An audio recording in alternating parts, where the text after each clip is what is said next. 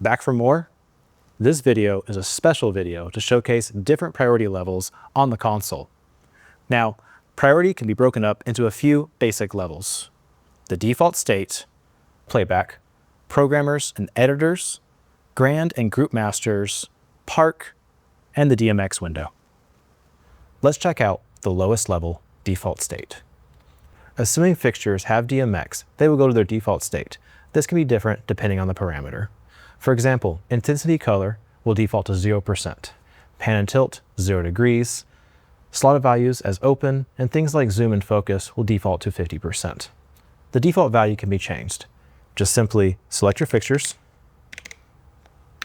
dial in a value, say tilt,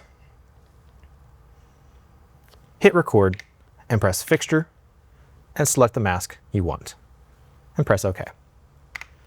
Now, if you select them again, they will always default to that position. This includes if you were to use the default shortcut, period, position. Some other things that I like to adjust might be the color temperature. I kind of like a slightly warmer color temperature for some of my lights. So once again, record fixture, color, and OK. Another common one, as I put a gobo in, it's not quite focused. So I like to set a custom focus as my default. I'll sharpen that up a little bit, and that looks pretty good. So I'll hit record, fixture, but if I were to press beam, I would get the gobo into this. I don't want that. So actually, I'm going to set it back to open, record, fixture, beam, and press OK. Now, if I turn my lights back on, put them in a gobo, they're already sharp to the gobo.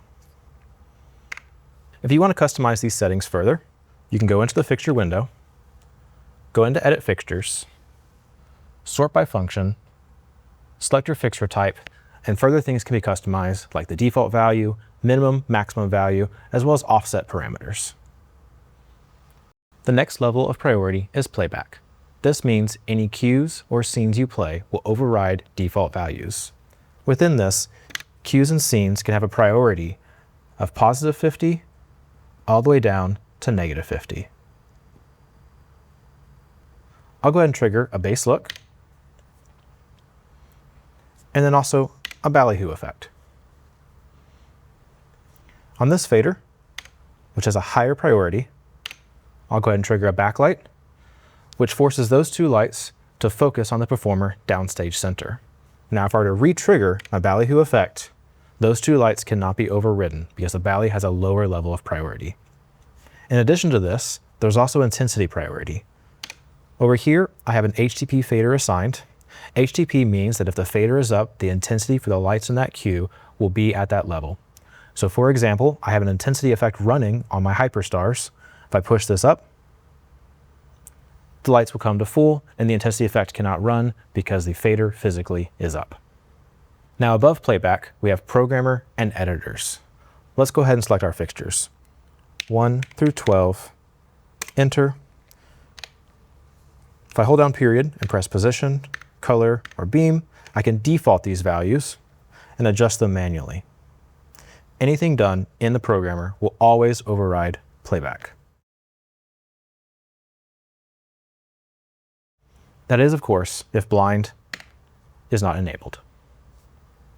Above programmer and playback, we have grand and group masters. The grand master will control all intensities within your show file, whereas group masters control intensities for that particular group.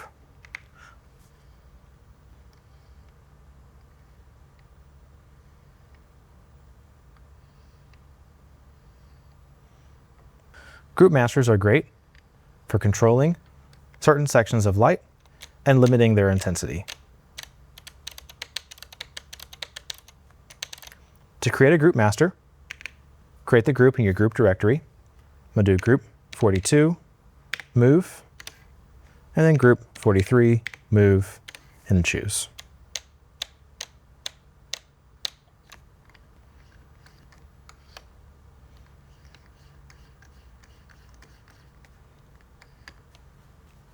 Above all of this, we have park. Park allows you to lock a certain parameter or fixture.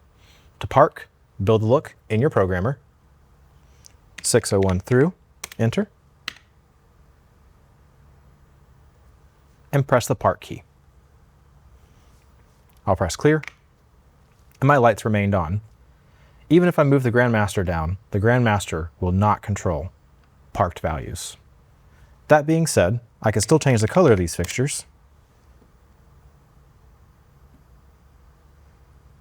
And that's because I didn't actually park color. I only parked intensity because that was what was in the programmer.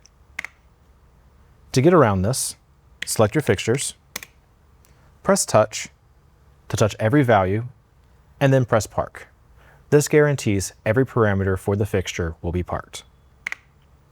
To unpark, 601 through, enter, unpark, puts the information to your programmer, and then press clear. Now, there's one thing higher than park on the console, the DMX window. To get here, press Setup and DMX. This is essentially a DMX viewer for your fixtures. Let's select one fixture, 1, enter, and you can see it takes up 39 addresses. I'll go ahead and select the rest of them, 1 through 12, enter, turn them on, and put them into a simple circle effect. All those numbers going up and down are the raw DMX values being sent from the console to the fixture. This on its own is pretty useful just for testing.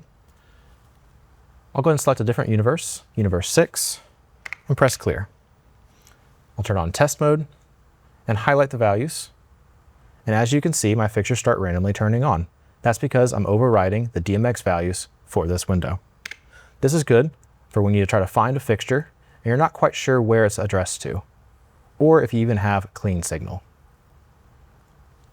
You can also lock a value on by holding down,